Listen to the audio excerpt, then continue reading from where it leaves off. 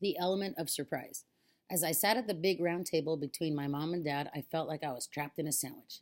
It was mealtime in the principal's office, and the main dish was sliced Nora. Mrs. Hackney liked big meetings. She always had. Almost every other week, she called an all school assembly, or an all fifth grade meeting, or an all second grade meeting, or some kind of gathering of kids and teachers. She said it gave the school cohesiveness. She said it created good group dynamics for all of us to see each other's faces. And she said meeting as a large group helped us solve our problems all together, all at once. That was clearly what she had in mind today. Mrs. Hackney sat down and took charge. Since Mr. and Mrs. Rowley asked for all of you to be here, perhaps they should mention a few of the concerns they shared with me this morning. Then maybe Nora's teachers can explain things from their perspective. And if she wants to, maybe Nora could share a little too. How does that sound? My mom nodded and smiled and cleared her throat. She was happy to talk first. Principals and teachers and counselors didn't frighten her one bit. She had been trying to boss them around for ages, ever since the time she tried to push Anne into the gifted program 2 years early. My mom said, "We really appreciate all of you taking the time to come and talk. It's one of the things we've always loved about the Philbrook schools.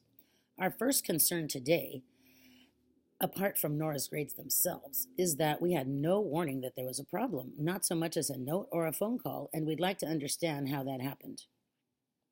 Nobody said anything for about 3 seconds. Then Mrs. Byrne said, "I can only speak about Nora's grade and library skills, of course, but it's pretty clear what happened."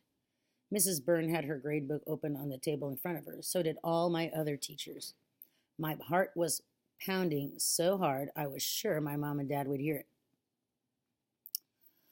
Mrs. Byrne ran her index finger along a row of numbers. On the first three quizzes and our first reference search, Nora got scores that averaged out to about 72%, which is a low C.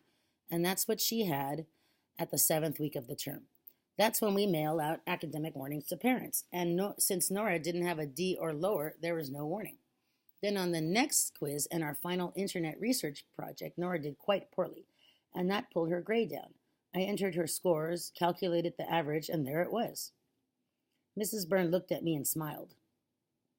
"Nora is one of the library's very best customers, so I don't like having to give her a D, but that's the way it happened."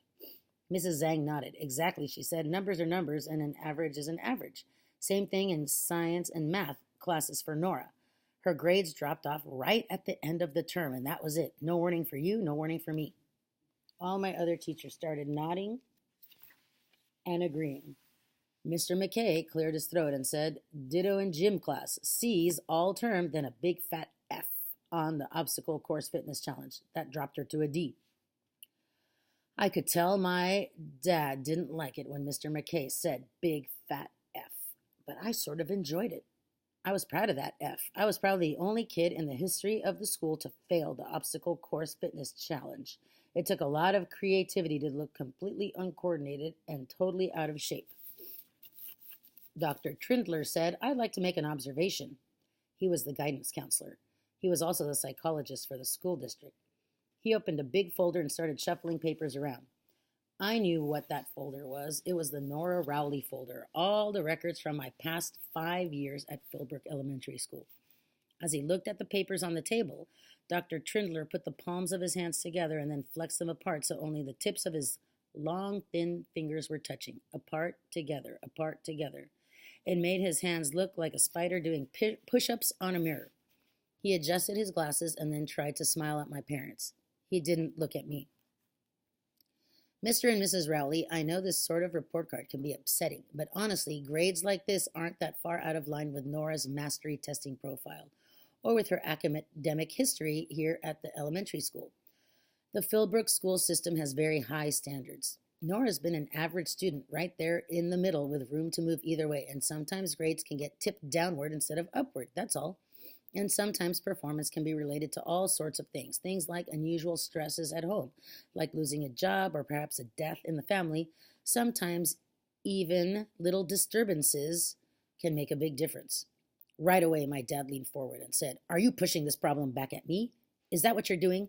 We're not talking about my job or our family life here. You people handed out almost a dozen Ds, and you don't even know what each other was doing, and no one stepped up to help a kid who clearly needed some. And now somehow it's my fault?" I don't like the sound of that, not at all. Mrs. Hackney said, I'm sure Dr. Trindler didn't mean to make it sound like this was anyone's fault, Mr. Rowley. We're certainly not trying to assign any blame here. We just want to understand what happened so we can make the right adjustments.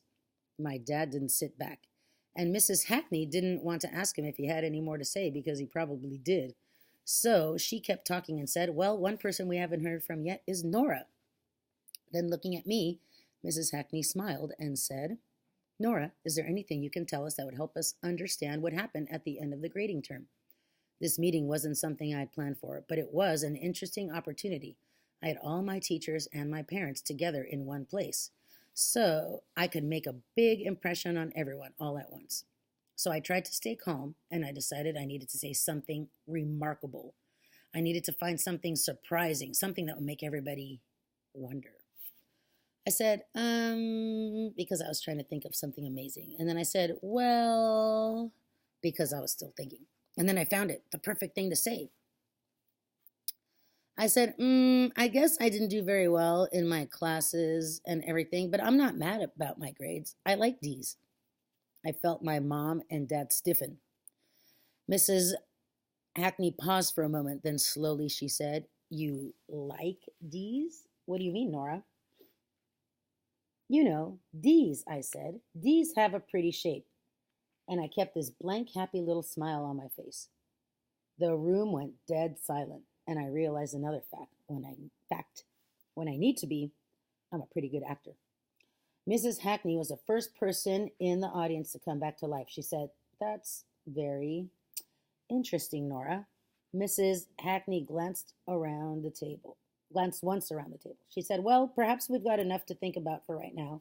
I know everyone here will be working to help Nora earn better grades this new term, and I know our staff will do their best to stay in touch with her parents. She paused, and then she said, there's one other thing, something I talked about with Mr. and Mrs. Rowley this morning. I suggested that it might be helpful if we give Nora some additional evaluation, and they've agreed.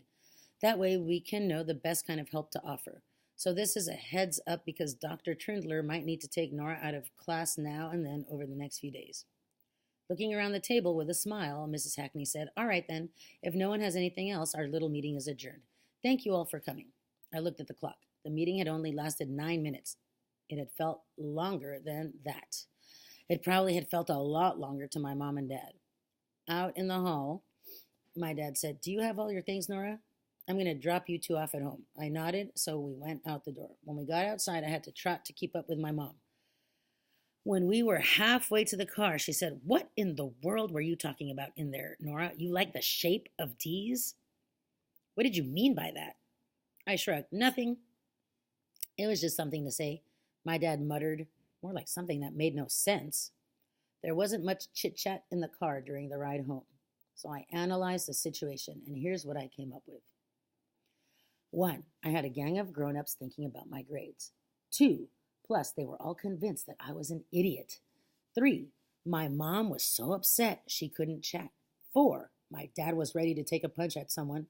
5, the school was going to do some additional evaluation of me.